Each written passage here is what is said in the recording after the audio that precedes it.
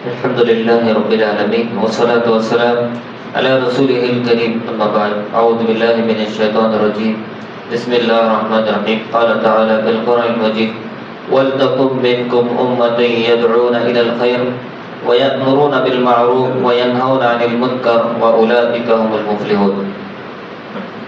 سورہ آل عمران کی آیت نمبر 104 کی تلاوت کی گئی۔ اس کے اندر اللہ رب العالمین نے ارشاد فرمایا وَلْتَكُن مِّنكُمْ أُمَّةٌ يَدْعُونَ إِلَى الْخَيْرِ، تمہیں سے ایک ایسی جماعت ہونی چاہیے جو لوگوں کو خیر کی طرف دعوت دے اور لوگوں کو نیکی کا حکم دے اور برائی سے روکے، اور یہی لوگ فلاح پانے والے ہیں، کامیاب ہونے والے، نجات پانے والے یہی لوگ ہیں۔ گویا کہ اس آیت کریمہ میں یہ بات بتلائی گئی کہ جو لوگ نیکی کا حکم دیتے ہیں، مسلمانوں میں ایک ایسی جماعت ہونی چاہیے، ایک ایسا گروہ ہونا چاہیے جو لوگوں کو نیکی کا حکم دینے والے ہوں، برائی سے روکنے والے ہوں۔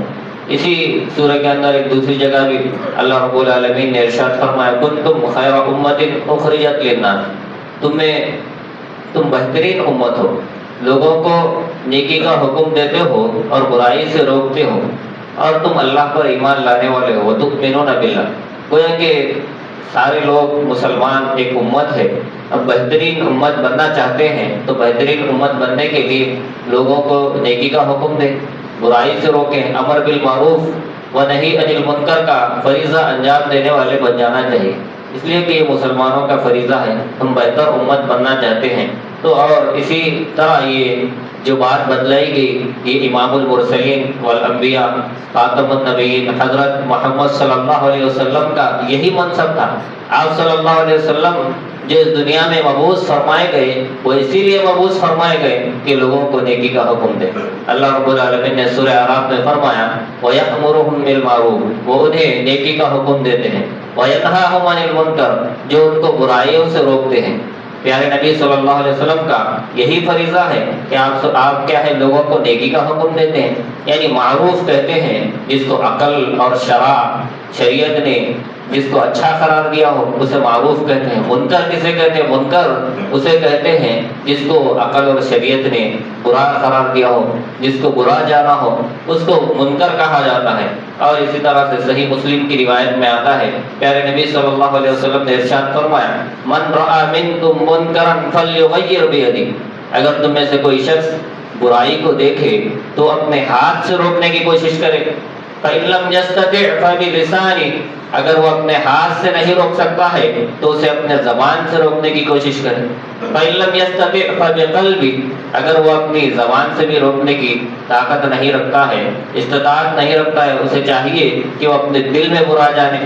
وذلك اضعف الایمان، یہ ایمان کا کمزور ترین درجہ ہے۔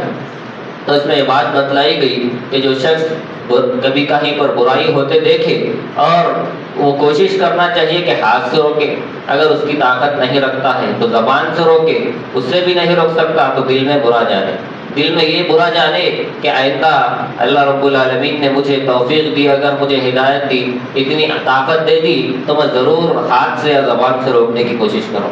یہ مسلمان کا فریضہ ہونا چاہیے۔ اور اسی طرح ہر مسلمان جو ہے بنیادی طور پر ایک مبلغ ہے، ایک داعی کی حیثیت سے اس کی ذمہ داری یہ ہے کہ وہ زیادہ جانتا ہو یا کم جانتا ہو، زیادہ پڑھا لکھا ہو یا کم پڑھا لکھا ہو، ہر مسلمان کا فریضہ ہے کہ جو کچھ بھی جانتا ہو آگے وہ لوگوں تک پہنچا دے۔ اس لیے کہ پیارے نبی صلی اللہ علیہ وسلم نے فرمایا بلغوا انی ولو آیہ، تم میرے جانب سے اگر ایک آیت، اگرچہ ایک آیت ہی کیوں نہ ہو، اسے لوگوں تک پہنچا دو، تاکہ ایک آیت کیوں نہ ہو اگر تم اسے جانتے ہو۔ اور اسی طرح سے اللہ کے رسول صلی اللہ علیہ وسلم جو ہے وہاں جمع غفیر جہاں پر کیا ہے حجۃ الوداع کے موقع پر پیارے نبی صلی اللہ علیہ وسلم نے صحابہ کے جمع غفیر سے مخاطب ہو کر فرمایا تم میں سے جو لوگ یہاں پر حاضر ہو، جو لوگ یہاں پر موجود نہیں ہیں، ان لوگوں تک میری بات پہنچا دے۔ فَلْيُبَلِّغِ الشَّاهِدُ الْغَائِبِ، جو یہاں پر موجود ہے، جو حاضر نہیں ان تک یہ بات پہنچا دے۔ ان تمام دلائل سے بات معلوم ہوتی ہے کہ دین کی تبلیغ کرنا اور دعوت دینا، امر بالمعروف و نہی عن المنکر کا فریضہ انجام دینا صرف علماء اور خطباء اور واعظین ہی کا کام نہیں، بلکہ جو کوئی مسلمان جو کچھ اپنے علم کے حد تک یا اپنی طاقت کے حد تک اپنی ہمت کے حد تک جو کچھ بھی جانتا ہے وہ لوگوں تک پہنچانے کا کام کرے. جو کوئی بھی ہو اپنی علم کے حد تک اپنی طاقت کے حد تک اپنی ہمت کے حد تک وہ لوگوں تک پہنچانے کا کام کرے. یہ سارے لوگوں کا ذمہ داری ہے, فریضہ ہے. سامنے والا بات مانے یا نہ مانے ہمارا کام ہے وہاں تک پہنچا دینا. ہمارا فریضہ یہ ہے کہ ہم لوگوں کو کیا ہے حق بات پہنچا دیں. حق بات پہنچا دینا ہمارا کام ہے. سامنے والا قبول کرنا ہے یا نہ قبول کرے وہ آگے والے کی ذمہ داری ہے. اسی طرح سے بہت سارے لوگ یہ ہے تو برائی تو نہیں کرتے لیکن برائی ہوتے ہوئے دیکھتے ہیں تو روکتے بھی نہیں. یہ بھی غلط ہے. ہم اسے روکیں گے تو وہ غلط سمجھے گا یا ایسا سمجھے گا یا بہت سارے بہانے بناتے ہیں یا پھر ہم تو برائی نہیں کر رہے ہیں نا, یہ بھی سوال اٹھاتے ہیں. بلکہ یہ بہت بڑا غلط فہمی ہے, بہت بڑا گناہ کا کام ہے کہ برائی ہوتے ہوئے دیکھ کر برائی نہ روکنا. یہ گناہ کا کام ہے. ہم امر بالمعروف و نہی عن المنکر کے فریضے کا تارک ہو رہے ہیں, اس فریضے کو چھوڑنے والے بن رہے ہیں کہ اتنے بڑے پیارے نبی صلی اللہ علیہ وسلم نے ایک واضح مثال دے کر سمجھایا. صحیح بخاری کے اندر آتا ہے کہ جو اللہ کے حدود میں مداہنت کرتے ہیں ان کی مثال دیتے ہوئے سمجھایا. جو ویسی مثال ہے جو کشتی میں سوار ہے.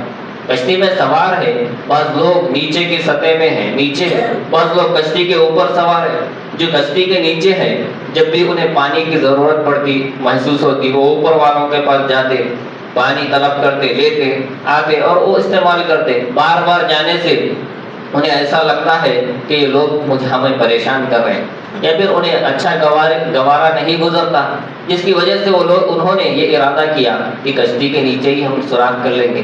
جس کی وجہ سے اگر وہ کشتی کے نیچے سوراخ کرنے لگے تاکہ ہم کسی کو تکلیف نہ دیں اور اوپر والے بھی دیکھیں اور پوچھنے کے باوجود روکنے کی کوشش نہ کریں تو گویا کہ سارے ہی لوگ اس میں تباہ ہو جائیں گے, ہلاک ہو جائیں گے. اگر وہ اسی وقت روک لیتے تو سارے لوگ بچ جاتے. اگر نیچے والے جب کشتی کے نیچے سوراخ کر رہے ہیں اوپر والے دیکھ کر بھی خاموش بیٹھے ہوئے ہیں, گویا کہ پوچھنے کے بعد بھی وہ کچھ عمل نہیں کر رہے تو گویا کہ سارے لوگ اس میں ڈوب جائیں گے, مر جائیں گے, ایسا ہو جائے گا. اللہ کے نبی صلی اللہ علیہ وسلم مثال دیتے ہوئے سمجھایا ویسے ہی ہے جو لوگ کیا ہے نیکی کا حکم نہ دے, برائی سے نہ روکے, ایسے ہی لوگ وہ ہے جو لوگوں کو کیا ہے جو نیک کام کرتے ہوئے. اور اللہ کے رسول صلی اللہ علیہ وسلم نے یہاں تک فرمایا کہ اللہ کی قسم کہ تم پر ضرور اگر تم امر بالمعروف و نہی عن المنکر کا فریضہ انجام نہیں دو گے تم پر ضرور اللہ کا عذاب آئے گا.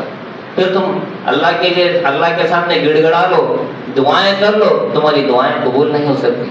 اسی لیے ہمیں چاہیے کہ ہم یہ نیکی کا حکم دینا چاہیے, برائی سے روکتے رہنا چاہیے. پھر ہم اللہ کے سامنے گڑ گڑا لیں, ہم کسی کو برائی کرتے ہوئے دیکھ کر بھی خاموش بیٹھے گویا کہ ہم بھی اس برائی میں شریک ہیں. اللہ کے نبی صلی اللہ علیہ وسلم نے یہاں تک فرمایا اس برائی میں شریک ہونے کے مترادف ہے.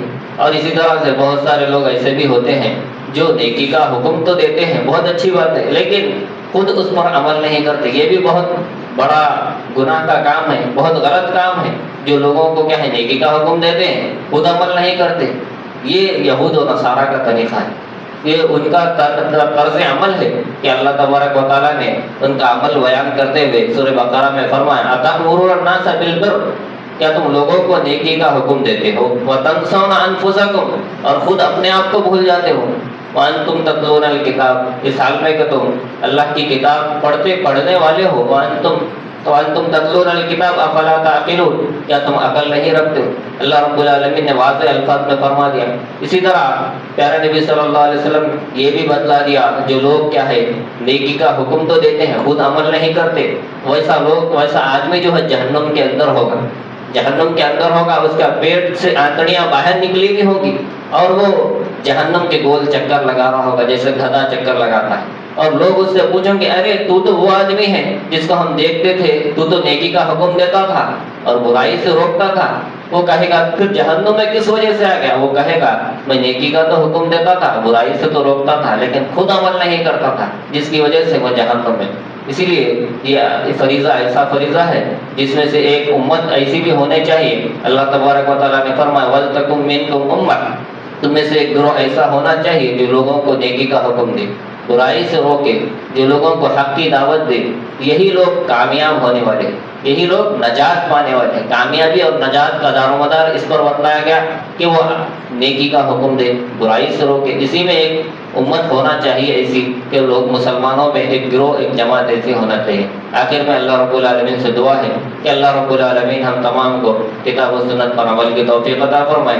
اللہ رب العالمین سے دعا ہے کہ اللہ رب العالمین ہم تمام کو امر بالمعروف و نہی عن المنکر کے فریضے کو انجام دینے کی توفیق عنایت فرمائے. آمین. وآخر دعوانا ان الحمد للہ رب العالمین.